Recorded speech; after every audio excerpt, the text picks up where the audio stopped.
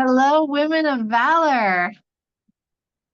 It's so nice to see everyone and all of the places all over the world that everyone is tuning in from. As Tabitha and Mayan and I have been, dreaming up this Women of Valor program, we knew that there was going to be an element of Torah study, of course, and diving into the characters of the heroines of the past. But we also really wanted to combine it with getting to meet women of valor of today who live in the real world, like among us, that we can learn from and for us to be able to learn from each other. So, with each biblical heroine that we're learning about, I want to try to find someone who embodies the unique characteristics that we're studying so that we can actually see how these lofty concepts can express themselves in the real world. So when we were studying Esther as our first heroine, we were discussing her as the paradigmatic biblical heroine who, as opposed to the male heroes in the Bible, isn't called upon by Hashem, isn't promised any kind of outcome, but rather finds strength from within. And another thing that we talked about with Esther is that when Mordecai says to her, don't think that you can escape into the palace and forget about the rest of us, she doesn't get defensive. She was willing to entertain the possibility that maybe her fears, her timidness, her excuses were a sign that she just didn't care enough. Mordecai says that if it was you, if it was your own children, you would do something. And then she says, okay, gather up all the Jews. If I perish, I perish. And she gets this superhuman strength to do things that she never even entertained the possibility that she was capable of. And so once I started kind of noticing these unique characteristics of Esther, it was obvious to me who our first guest should be and who my Esther is. So I want to introduce my sister-in-law, Avigail Gimpel, who for me embodies the spirit of Esther. So I'm going to, just as a matter of introduction, to make sure I get her really, really uncomfortable and embarrassed. Thanks, Tila. Avigail, are you here? I'm here. Okay, so cover your ears because you're going to be incredibly uncomfortable. Go. First of all, Abigail, before I introduce you, I want to introduce the Women of Valor. You are our very first guest in this amazing group of women that for me is the just culmination of years of dreaming of getting this group together, of just if you kind of scroll through the participants on the Zoom, Abigail, you're going to see that there are women here and people are just keeping on coming into the room from every imaginable corner of the world. Ladies, if you want to even write where you're from just to say hi, it's so moving that so many women find time to come together and learn Torah from wherever they are, from so many different walks of life. So we're so excited to have you here. And now I'm going to go back to embarrassing you. Sometimes I wonder, what are the statistical odds of getting married to someone and then having it turn out that your husband's brother just happens to be married to your future best friend that you don't even know yet? So when I got married to my husband, Jeremy, I was a 19-year-old baby, and there was an inverse relationship between how much I thought I knew about life and how much I actually knew, which was just about nothing. And I would soon discover that I indeed knew nothing. And luckily, Abigail was already married to Jeremy's brother, Danny, and they had 3 kids already. And just about everything that I needed to learn about being a Jewish woman, about being a mother, being a wife, I learned from Abigail, who I also got to spend 12 years living next door to. And Abigail, you were my address for everything. I can hardly imagine who I would be without everything that you've taught me and exemplified and modeled for me. That's really funny because I was kind of faking it till I made it. So it was kind of like the blind. I was kind of faking it till I made it. It was like a blind leading the blind cut. You always made it look very graceful. And so just a brief introduction of all of your accomplishments. Abigail is mother of 6 amazing children, my very favorite children in the world besides my own children. And very close there, because I feel like we've definitely raised each other's children. Yeah. Abigail is a respected educator and a parenting coach focused on helping families with children with ADHD symptoms to heal and grow up healthy without medications. She does one-on-ones over Zoom and is also the author of not one but two books in her areas of expertise: Hyper Healing, about raising children with special energy. Yep, there we go, Hyper Healing. And her sequel, her beloved sequel, Show Me the Science, uncovering all of the corruption in the medical establishment that is constantly trying to drug children. And of course, after this, we'll make sure to send out links to everybody for Amazon contact and all of that good stuff. Now, I have to be very cautious who I introduce Avigail to, because once you guys meet her, you're going to be like, why are we stuck with Tehila doing the Women of Valor? We should have been doing this with Avigail to begin with. But luckily for me, she doesn't have time for you because she's very busy having consultations with people who need her incredible expertise. So you're stuck with me. All of your accomplishments, Abigail, in your day job would be enough to want to interview you, but that is not why we are here. And that is not why you are my Esther. Because here's the thing. You are an amazing person in the way that regular people are amazing. That's at least what I thought. Like an all-around awesome regular woman. But then October 7th came, and the Jewish people were in trouble. I'm not sure if I should be insulted right now. I am not regular. I just didn't know how irregular you were. Okay. So then October 7th came, and the Jewish people were in trouble. And just like Esther, you went from being a regular queen to being some kind of biblical level heroine, because you're a mom, you're a teacher, you did not have to be on the front line of anything. You could have just been like the rest of us, staring blankly at the news and reeling in shock and trying to recover. But instead, you put on your cape and no one called you. No one told you what to do, because I was sitting around spending a lot of time thinking, what should I be doing? And being at quite a loss. But no one told you what to do, and yet you seem to know, and you just became someone that I did not even know you had kind of just waiting inside of yourself. So the first thing that Abigail did was something that we've actually talked about on the fellowship, for those of you guys who are in the fellowship. Abigail was among the group of holy women who spent days upon days purifying the bodies of the victims of the massacre for Jewish burial. And Abigail has given testimony of the atrocities in many places, and one of the strongest voices of a firsthand account against all of the deniers.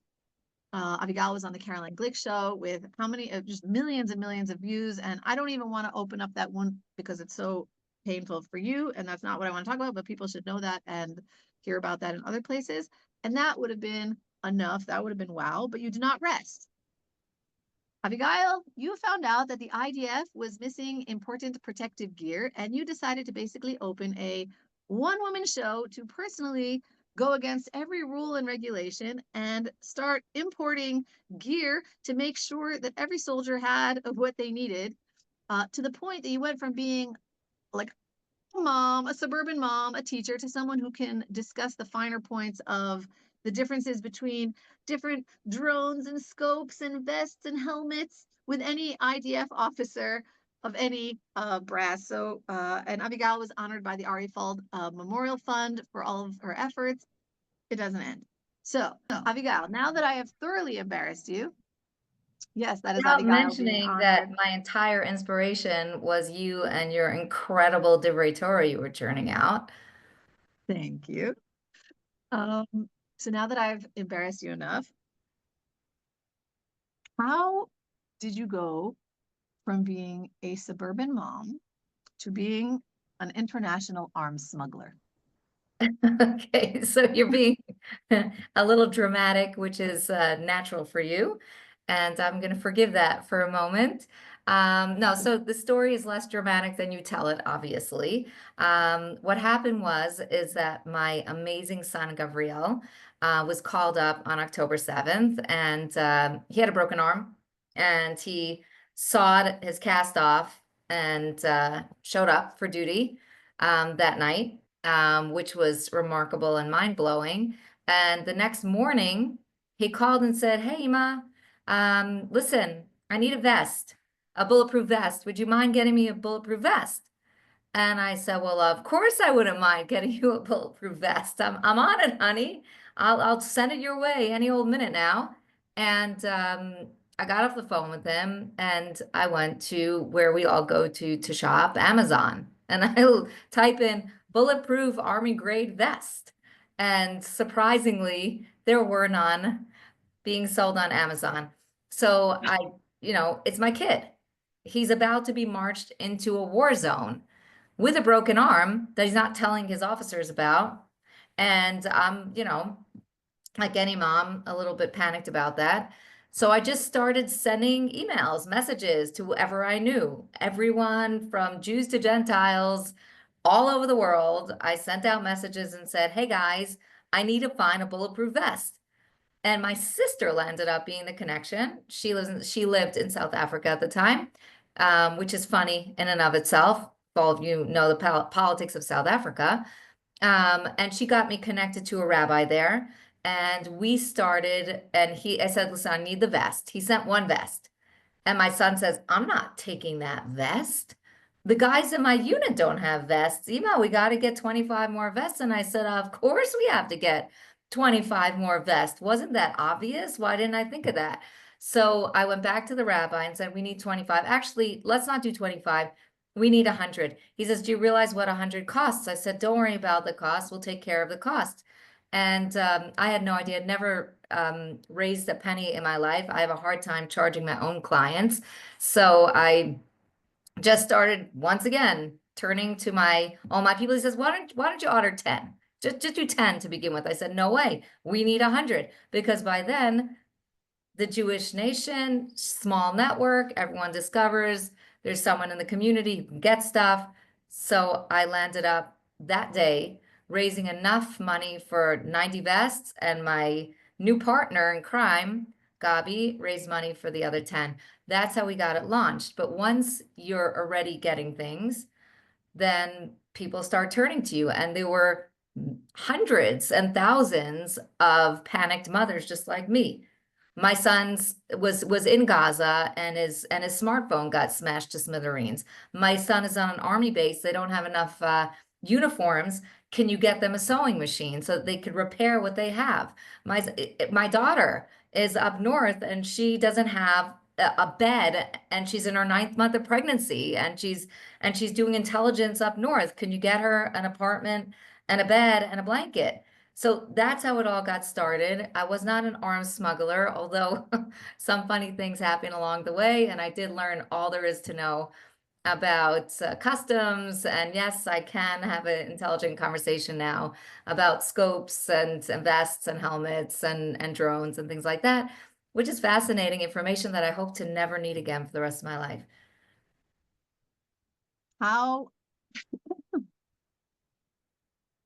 What was the craziest thing that happened to you? Like, were you ever scared? Because there were times that I was watching you and I was scared for you. Like, I was more scared being next to you than you looked scared being you.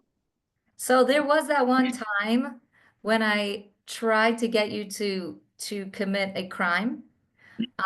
Remember that? Yeah, because I'm a lawyer. I only see like liabilities and all of like the legal problems. And you're like, okay, but just like forget about it. Yeah, Right. like let's just Like, forget it. let's just Stop go it. do Get this over crime. Let's yourself. just go do this crime together and like smuggle these arms over international borders, right? Like, because we're just like two Right. moms. Let's just go do that. And I'd be Right. like, I have like a mile long list of problems that will that will befall us between then and our arrest.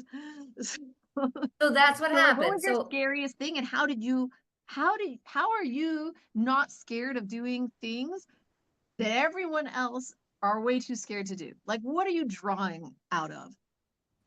well, I'll tell you. I don't know. I don't know fully the answer to that question, but what I do know is that I had a grandson a little over a year ago, and the week he was born, I was getting a huge shipment of vests, hundreds of vests, and guys in Yudav Shomron, that's in Judea Samaria, as well as being marched into Gaza. But the guys in Judea and Samaria were in active war, and they were sharing vests. Like that's what was going on. Um, so guys were like nearly getting killed, and unfortunately really in a terrible danger, terrible danger.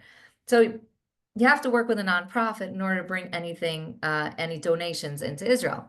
So I had this nonprofit lined up, and the vests got here, and I already knew how to get it out of customs. It was a whole system. Like, it was really it's a terrible system. Everything works backwards, but that's not the point.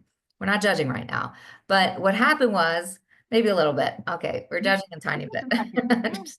Just kidding. I'm totally judging. But the point is that so this nonprofit organization, the minute the shipment came, I wrote to them. I said, okay, the shipment came. Now you have to fill out this form and I'll take care of the rest of it, like I had promised. And they were like, no, no, no, we never said that. We never promised. Of course, I had it all documented and everything. I sent it to them back and forth.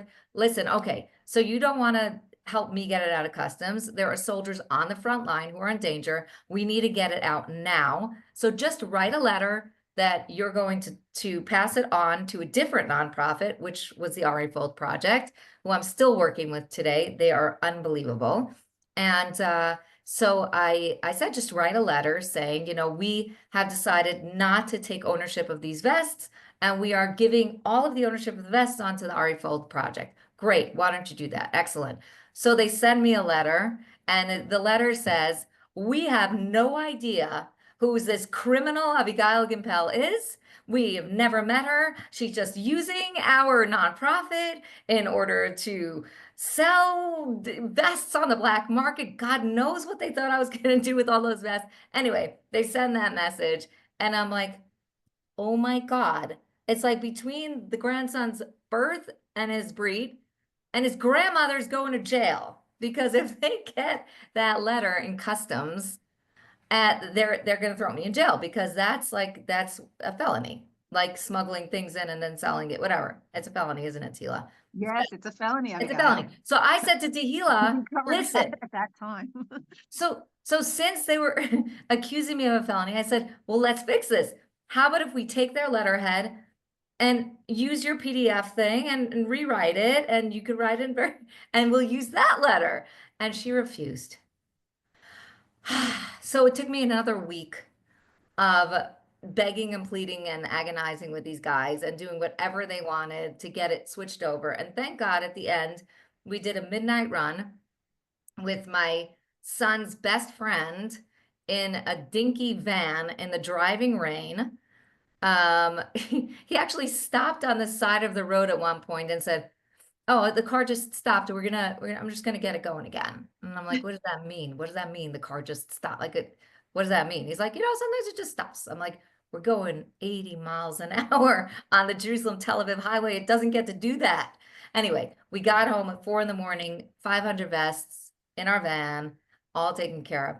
I don't know if I'm not scared, or if there's a higher value than fear. And I think as a mom, and as a Jewish woman, there's like fear, I feel like, is a little bit of a luxury. And therefore, like, of course I fear. My son is in Gaza right now. Of course I'm afraid. Of course I am, and please pray for him. But the value of our boys are in danger, and God forbid could be killed because they don't have the protective gear. And I somehow was put in the position where I can actually get it for them. Then fear is way back there. It's really a luxury that I can't actually be worrying myself with right now. I have to just charge into what's needed. Now do you guys see why that was like such an Esther moment? Is that not? I'm watching like the faces as you're telling the story, specifically you, Lisa Scott, because I'm watching as Abigail telling this story, and like the shock of each moment. I'm like, yes, that's exactly how I felt when I was like hearing these stories in real time. Sorry to embarrass you, Lisa, but you're like totally live, like I'm watching you be me in real time, and it's like there's this moment where Esther, she's just like, no, but it's a felony. I can't go before the king. There are all these rules and regulations of how to go to Achashverosh, and you just can't do this. And then something happens to her, and she's like, you know what? The heck with the rules.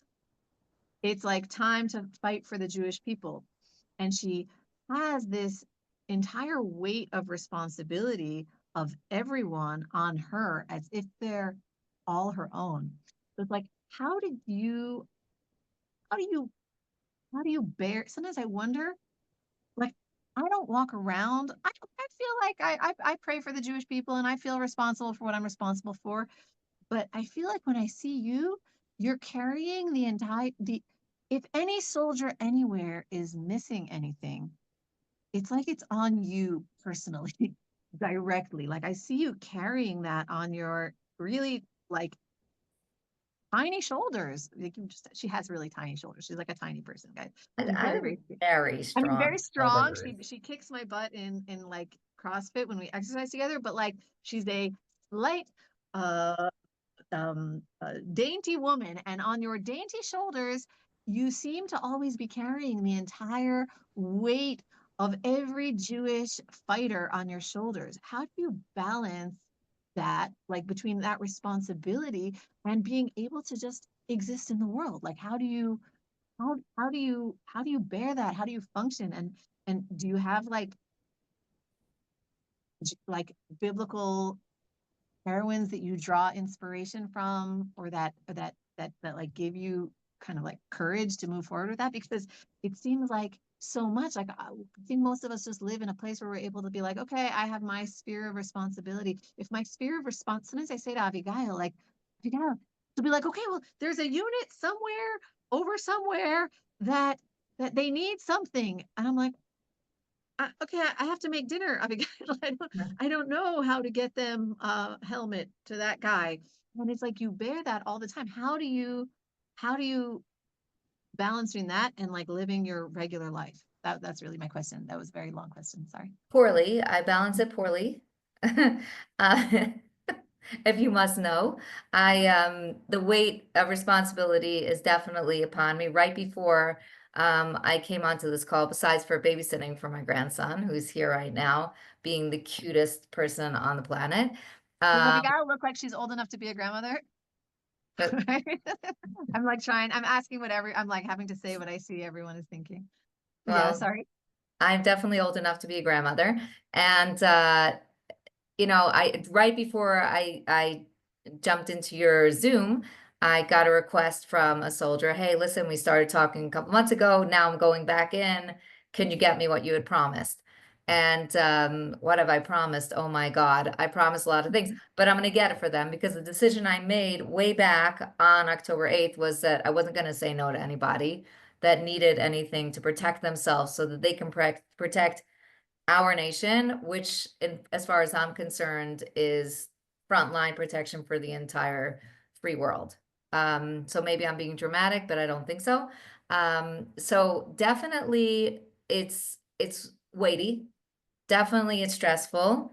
Definitely at some points I find that I'm like, certainly when I need to raise $50,000 by the end of the week, it's a little bit stressful, and I never ever know where it's going to come from ever. I wake up in the morning and I'm not good at raising money. I don't know how that's done. Like I can't explain the mechanism of it, but it's done. It's done, and I'm grateful, and I'm grateful to kind of be a channel.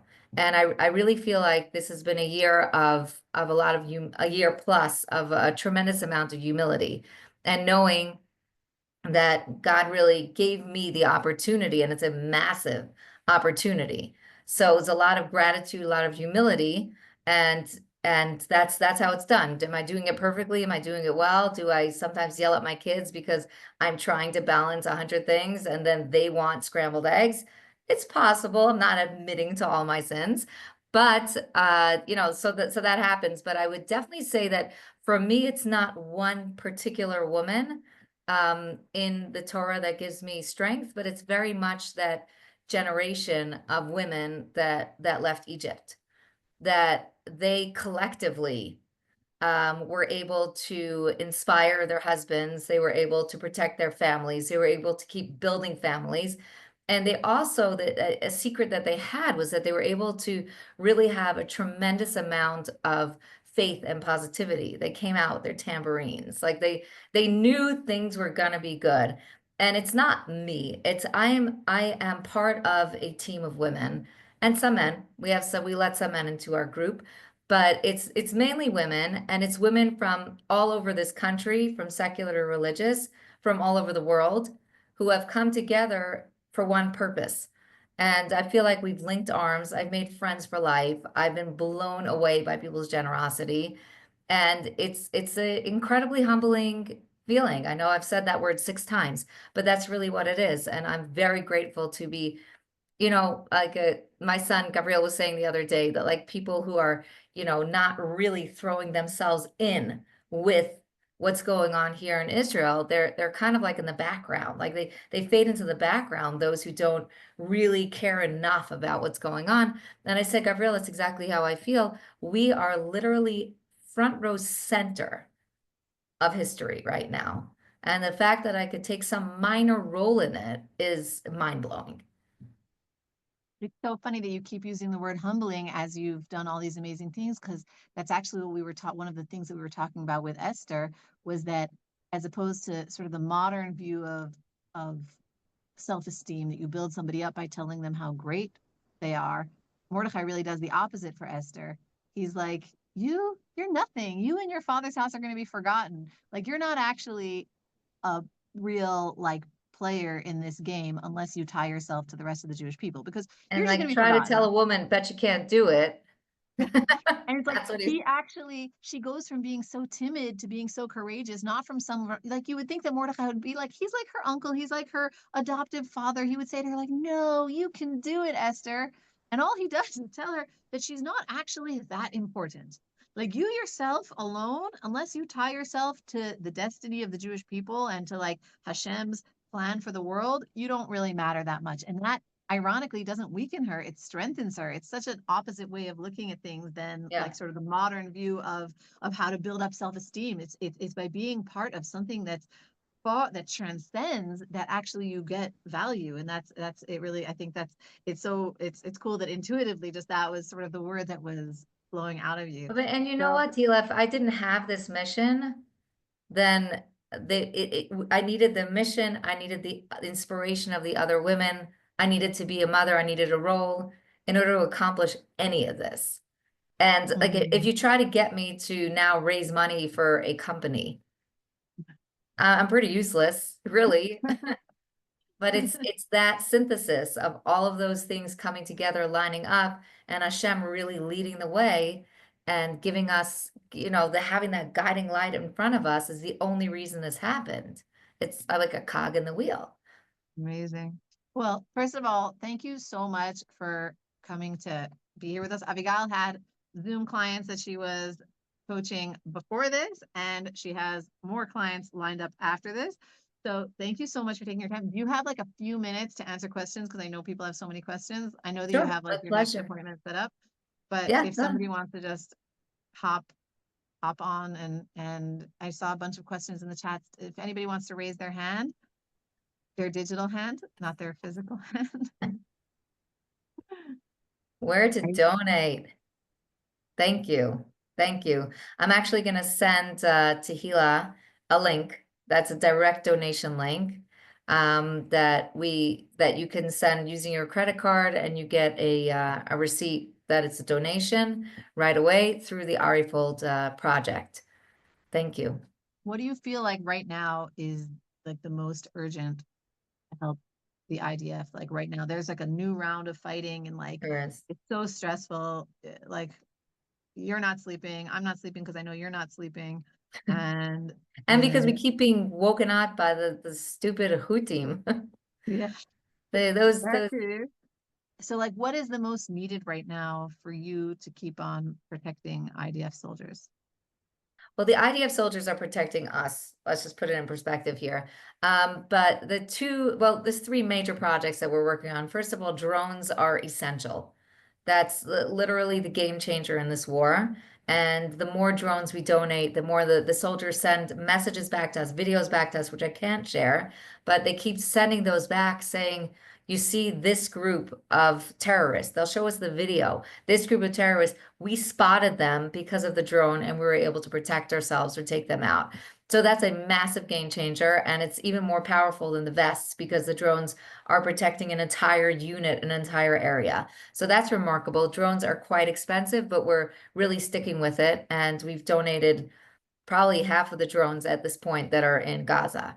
The other, yeah. half of the drones in Gaza, like Abigail Gimpel was responsible for. That's Not me insane. myself. Like I I know said, you and our your friends, team. like you and your imaginary friends. I only see you, so I only imagine there's you there. I know you have friends I have that help friends. you, but I like to imagine I'm your only friend. So let's not talk about them anymore. Um, so you and your partners in crime have supplied. Sorry, I'm like hearing this for the first time. I know we're best friends, so we apparently don't talk enough. That's a crazy amount. But yeah, thank God. Thank God. Wow. Baruch But Hashem. there's other major issues that are going on. The tanks are all waiting on the border to go into a second or third ground invasion. It's a second, I think, ground invasion. And the tanks, believe it or not, have these like old tools. They constantly blowing tires, and they have, instead of power tools to change the tires real fast, they have these old wrenches that they have to like jump up and down on in order to get the tire off. I remember doing that on the side of the road when I was younger, before I had big strapping men to take care of my tires for me. So that's what they're doing under fire. They're caught under fire and they land up having to get out of the tank and change tires, because you've seen the devastation that Gaza is. They're running over metal and glass and all sorts of other broken down buildings and things like that, and therefore they need to be able to change tires very quickly, and we've been providing every four tank unit with power tools to be able to change tires as fast as they can. The other massive problem that's going on that's not really being talked about so much is the fact that our area, Judea and Samaria, has been flooded with terrorists that are just freshly freed from prisons. And they are all, I mean, what is it? Over 80% of them return to terrorism. And they're in our neighborhoods, they're right near us. So we want to help the communities that do not have proper fencing, do not have proper cameras, floodlights around their area, and really are just sitting ducks right there on hilltops, holding on desperately to the territory that we must have, so they don't, God forbid, repeat another October 7th. So we are trying to reinforce those communities as well. So I need like just a few $1 million, and we'll take care of all that. Done. We're on it. Done. The women of valor are on it. We're gonna Esther right alongside you. And I'm gonna make sure to send out all of the information that you give me so that everyone here can be partners with you. Does anybody have any other questions before I let Abigail on to How her about busy day? ADHD? Something in my field. I think one person asked if why the IDF doesn't have enough money to cover this protective gear. And that's a question I get often. At the beginning of the war, there was an excellent answer. Right now, there's a less excellent answer. The excellent answer was that America keeps stockpiles of these kinds of protective gear here in Israel. It belongs to America, but if need be, we can actually use that as backup. But then the Ukraine war broke out right before our war broke out, and America emptied all the stockpiles and sent them over to Ukraine. So when the war broke out, we had nothing, and we had over 100% of our incredible soldiers showed up for duty when the war broke out, and they did not have anywhere near enough, and they couldn't get it fast enough. Right now, I think that we are in a problem where the IDF did get used to the donations, and they are probably dragging their feet a little bit. So it's a challenging situation whereby, on the one hand, I would say, soldiers don't go in, demand that the IDF provide, and then they'll say, yeah, that's not happening because our soldiers are that remarkable. They'll go in unprotected in order to take care of the rest of us. So there's that, and there's also that there still is lacking of certain things that they can't possibly cover. The IDF has swallowed up so much of our tax money on this war, and they definitely are still needing donations besides for the dependents. Because So nobody could have really foreseen a war lasting this just this long. Um, okay, so first of all, okay, wait. People are asking to hear what you do, what kind of how they can. I think I'm going to interpret this as how can we be in touch with you and learn about raising our ADHD children? I'll tell you what, how about if Give us a nutshell. Okay. Everyone, well, I don't want to take too much of your time. I know that you've prepared so much. Oh my God, Tila, I gave such a good cheer on Jabez. I have to share it with you, but I'm not very right now. excited. Yeah, I'm excited about it. But what I wanted to say is that it's a very big topic. It begins with my husband and all 6 of my children being diagnosed with ADHD, me having a fantastic sense of humor and a tremendous amount of patience, and my children choosing my career for me. I'm a special educator and I was working with ADHD beforehand, but now I like took a deep dive into it for my family. And over the past nearly 30 years, today's our anniversary, 27th anniversary. Well, So, welcome. so really for the last nearly 30 years, I've been very much studying the root causes of ADHD symptoms and trying to pull people away from the uh, the common treatment, which is stimulant medication, which long term is not doing an entire generation of children well. But I'm not going to go into it now, even though I love talking about it because Teala's got an amazing No, no, conversation no, no, to no. have This with is you now. you're the main event. You're the main event, but I'm gonna let you go. But what I do want to say is I think that what's so incredible is what a journey Hashem has sent you on, because through helping parents and doing that, the whole just saving so many children from, spending their life drugged and actually giving them skills and giving parents skills to deal with this. I think that Actually, not you good. you were able to go up against the system and in a totally unexpected way. I think that that really, just like you were teaching that, you also internalized that in a way that allowed you to go against the system when the war started and just, say, I'm not, whatever the establishment says is just, this is the way it has to be. Like, I'm not accepting that. And just to like, I've never actually thought about it, but it really is so connected. So guys, everybody who know, I see everyone's writing, we have a nephew, a cousin, a grandchild. You guys all need to be in touch with Abigail. I don't know how I would have raised my children if not for her advice and constant guidance. So we're going to send out all that contact information. And I think that we could just let Abigail go and all of us just let out a prayer for Abigail. Has one son in Gaza, but 2 sons in the military right now and who are fighting. So may Hashem just give them his complete and perfect protection amongst all the other soldiers, but just Hashem should guard them and bless them, and they should come back whole, both physically whole and spiritually whole and emotionally whole. And Hashem should bless you for all that you do for all of the Jewish people. Amen. Thank you So so I'm sure much. everybody is Thanks to joining all us. of I'll you let for you go on to listening. continue your long night. Here it's already like almost 9 o'clock at night, and Abigail is still in the midst of helping more and more families. So thank you so All much. Good right. night, Thank people. you. Take care. Bye-bye. Bye.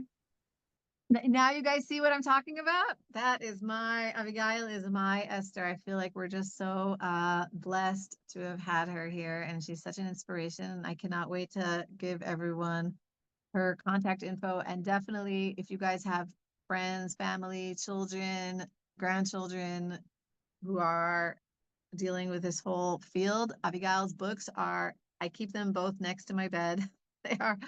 They are my handbook, not, and it's not only for kids with ADHD, just as a general parenting handbook. There's so many great tips and pointers in there. She's just really something. So that's what I've got. And now, does anybody have any other things that they want to bring up, discuss? If there's anybody who wants to just share any thoughts, feelings, prayers, you're welcome to reach out. I also wanted to mention that after Pesach, after Passover, Mayan and I have been talking about launching a book club for the Women of Valor. So that's something exciting to look forward to. And Tabitha, when are we meeting next for our next biblical heroine? In 2 weeks, we are going to be meeting, and I'm so excited because we're going to be studying in honor of Passover. We're going to be studying Miriam.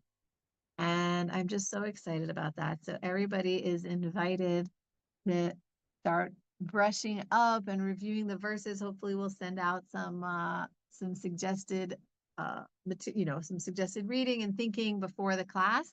And I can't wait to see everybody. Tabitha, is there anything else that we should mention? No, next meeting is on April 6th in 2 weeks. Amazing. Okay, guys, so wonderful to see everybody. Thank you for joining us for this little interview highlight. And I hope you guys I know Avigail so well, and I heard stories there and learned things that I didn't even know about. So I'm really grateful for this opportunity. Even someone who's my best friend, who I talk to all the time, I can still learn more when we like set aside time to really talk about the things that matter. So anyway, so thank you for this opportunity, Women of Valor. Bye, guys. Be well. Be blessed. Oh, I want to give you guys a blessing. Yisamech Elokim Kesara Rivka Rachav Leah. May Hashem bless you like Sarah, Rivka, Rachel, and Leah. Yivarecha Adonai v'yishmerecha. May Hashem guard and bless you. Ya'er Adonai panav elecha v'chuneka. May Hashem shine His face upon you. Yisa Adonai panav elecha v'yasem lecha shalom. May Hashem, I don't even know how to say that in English. Shine His face upon you and give you peace. I'm sorry if I mistranslated that. I just speak it in the Hebrew naturally, but you guys should all just be blessed and have a wonderful week. Thanks for being with us.